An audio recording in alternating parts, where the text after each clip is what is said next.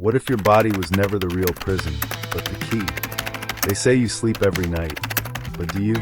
Or are you unknowingly slipping into realms where time bends, where form dissolves, where reality as you know it fractures into something deeper, older, and more real? For thousands of years, mystics, monks, and magicians have whispered about a secret technique, a way to separate the soul from the flesh, not through death, but through will. They called it by many names: astral travel, soul flight, spirit walking. But its purpose was always the same: to pierce the veil. In the shadowed chambers of Egyptian temples, among the sacred chants of Vedic seers, hidden within the Hermetic texts and Taoist scrolls, the same truth reappears. We are not confined to this body. We never were. Astral projection is not fantasy. It is not science fiction. It is a forgotten discipline, a spiritual technology older than civilization itself. One that teaches the soul how to lift, to glide, to explore planes untouched by matter but pulsing with meaning. But make no mistake, this isn't a game. The ancients warned. The moment you step beyond the body, you step into a universe teeming with forces, some luminous, others not. In this journey you'll discover how ancient mystics trained their minds for separation, the sacred knowledge hidden behind astral symbolism, and how you can begin walking the inner worlds starting tonight. This video is not entertainment. It is an initiation. If you're ready to cross the threshold of perception, welcome to the first steps in astral projection. As above, so below. As within, so beyond. Long before modern science caught up with ideas of parallel realities and consciousness expansion, the ancients were already voyaging through invisible dimensions, not with spacecraft or equations, but with silence, focus, and the trained will of the awakened mind. The ancient Egyptians believed the soul, could leave the body at will. In sacred funerary texts like the Book of the Dead, instructions were left, cryptic verses, symbol-laden maps, on how to navigate the afterlife. But these weren't merely guides for the dead. They were manuals for the living, for those initiated into the great work, the conscious separation of spirit from flesh. In the East, Hindu yogis and Buddhist monks developed meticulous techniques for out-of-body travel. Through pranayama, mantras, and deep meditative states, they entered the sukshma sharira, the subtle body, and journeyed through the astral realms known as lokas and bardas. These weren't myths. They were observations, passed through lineages of masters who had seen beyond the veil. The Taoists spoke of the Hun soul, which could drift in dreams or fly beyond the physical with proper cultivation of Qi mystery schools in Greece. Especially those influenced by Pythagorean and Hermetic thought, taught their initiates that the soul was eternal and temporarily housed in the body, a vehicle, not the driver. Through ecstatic rituals, dream incubation, and trance states, seekers were guided to experience the astral light, a dimension of pure archetypal intelligence. And then came Hermes Trismegistus, the legendary magus whose teachings in the Corpus Hermeticum speak directly to this journey. You are not a mere earthly creature, but a divine being with the power to ascend the spheres. Why was all this hidden? Because true power is dangerous when misused. For centuries, astral projection was the domain of initiates, those tested, purified, and prepared. To access the other side without grounding was to invite madness, obsession, or worse, possession. Religious institutions feared it, governments ignored or discredited it, and as materialism gripped the modern age, this knowledge was buried beneath the noise, dismissed as superstition or pseudoscience. But the truth never vanished. It remained encoded in ancient symbols, hidden in myths, whispered in dreams, and now, in this time of spiritual hunger and mass awakening, the door is opening once more. The question is, will you step through it? The body sleeps, the soul remembers, and the mind becomes a doorway. Astral projection is not a talent. It is a technique, a skill, a remembering of what the soul already knows, but the conscious mind has long forgotten. To begin, you must understand one thing. You are not your body. You never were.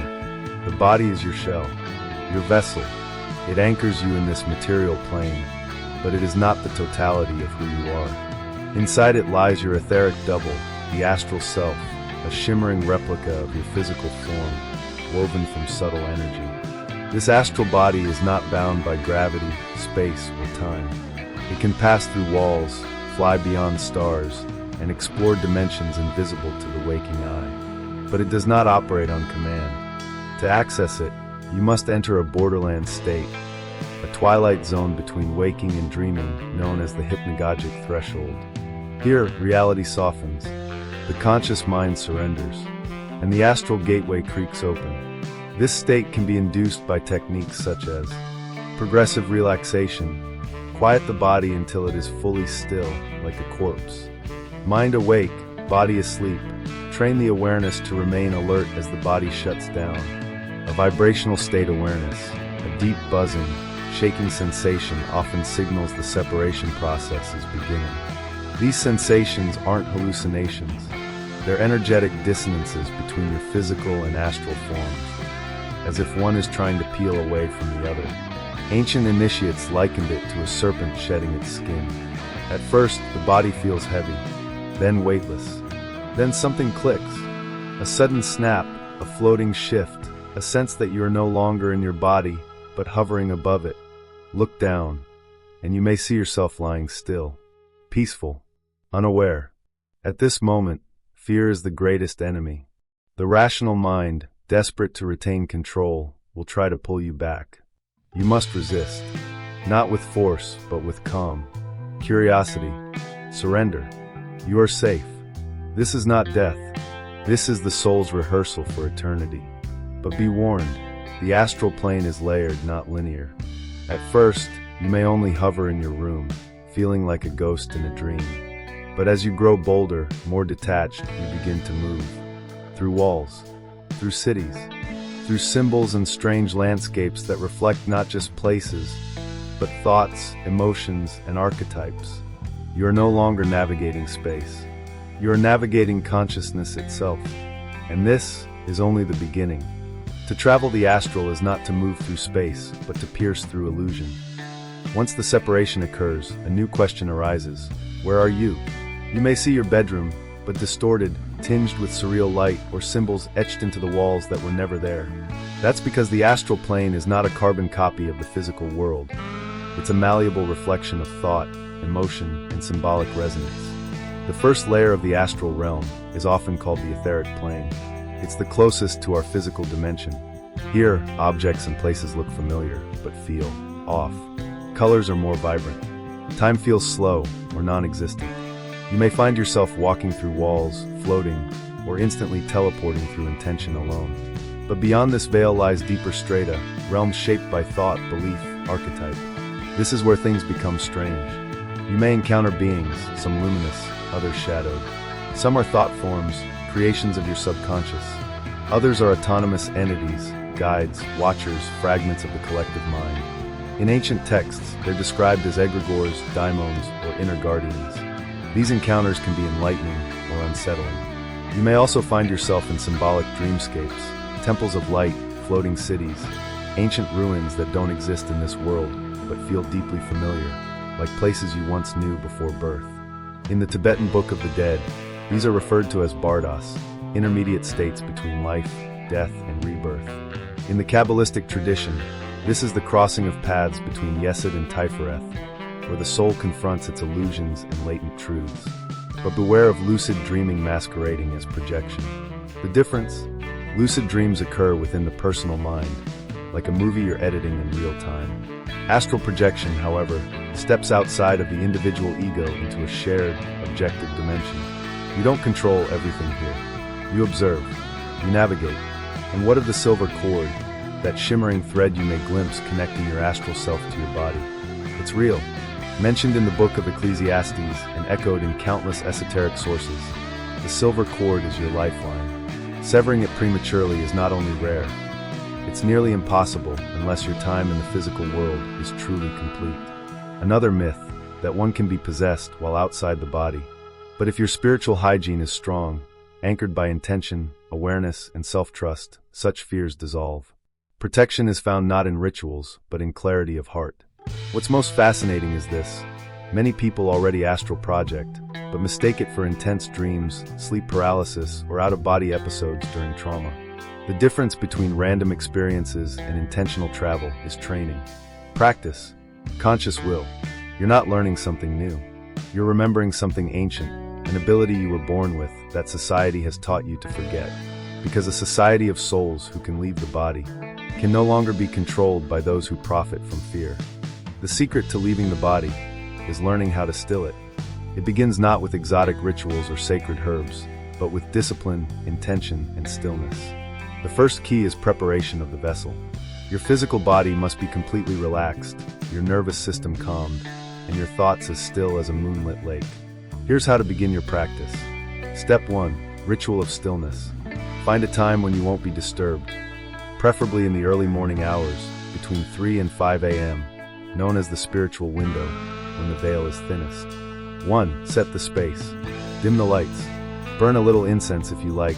Frankincense, mugwort, or sandalwood are traditionally associated with spirit travel. Lay down in a comfortable position, on your back, arms by your side like a corpse at peace. 2. Progressive relaxation. Bring awareness to each part of your body, from your toes to your scalp. Tense, release, breathe. With every exhale, sink deeper. 3. Breath of the inner gate. Breathe in for 4 counts, hold for 7, release for 8. Do this at least 4 times. Your body will begin to hum with stillness. You're preparing to withdraw from the senses. Step 2. The hypnagogic door. As your body begins to fall asleep, your mind must remain alert. This is the razor's edge. Stay too alert, and your body won't sleep. Drift too far, and your mind will lose control.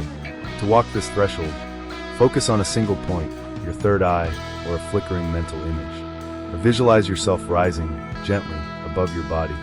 Observe without trying to move. Watch the darkness behind your eyelids like a cinema screen. In time, you may feel a vibrating sensation, a rushing wind-like sound, a floating or spinning feeling. These are signs. Do not panic. Simply allow. Step 3. The exit. Once you feel the vibrational state, try one of these techniques. The rope method. Imagine an invisible rope hanging above your body. Reach out with your astral arms and begin to pull. Slowly, consistently. The rollout technique. Gently will yourself to roll out of your physical body, sideways or upward. The mirror technique. Picture your double walking away from your body and turning to face you. If successful, you'll suddenly feel light, fluid, and detached. You may see your body lying below. Take a breath. Yes, breath exists here too, but differently, and move gently. You are in. Anchoring and return. Always set a pre-intention. I will explore safely and return with full memory. Your silver cord will guide you back. Return is simple. Think of your body and you'll snap back into it, sometimes with a jolt. Upon return, a journal immediately. The astral memory fades quickly like a dream unless written down. Don't judge the experience. Even a brief float or vibrational glimpse is progress.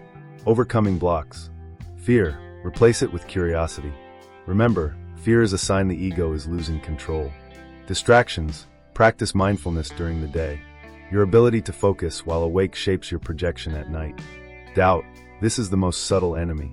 Your subconscious must believe astral projection is real. Watch your thoughts. Speak affirmations. I am more than my body. I travel with clarity and peace. Long-term transformation. Consistent practice transforms not only your nights, but your days. You'll begin to perceive reality differently, feel more connected to universal truth, experience heightened intuition, empathy, and symbolic thinking. Because astral projection isn't just about travel, it's about liberation, proving to yourself that you are not the prisoner of flesh, but the navigator of spirit. You were never meant to crawl through this life. You were born to soar beyond it. For centuries, they told us that the body is all there is, that consciousness is an accident of chemistry, that death is the end. But those who have walked the astral know better.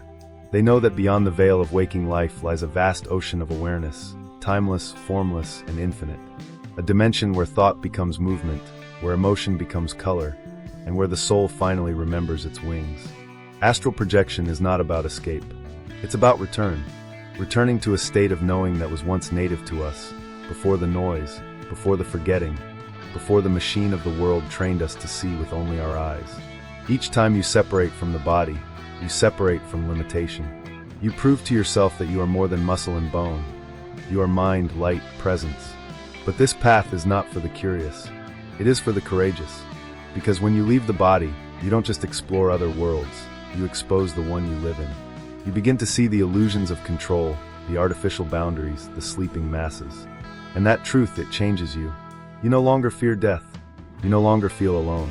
And you begin to awaken, not just at night, but in every moment. So the question now is simple. Will you continue walking in the illusion of limits? Or will you lie down, close your eyes, and remember what your soul came here to do? Well, if you found resonance in these words, this is your invitation to continue the journey. Subscribe to Esoteric Glyph and step deeper into the mysteries that were once forbidden but now return to light. Like, share, and comment what part of this teaching stirred something ancient within you. We are not here to entertain. We are here to awaken. The sleeper must awaken.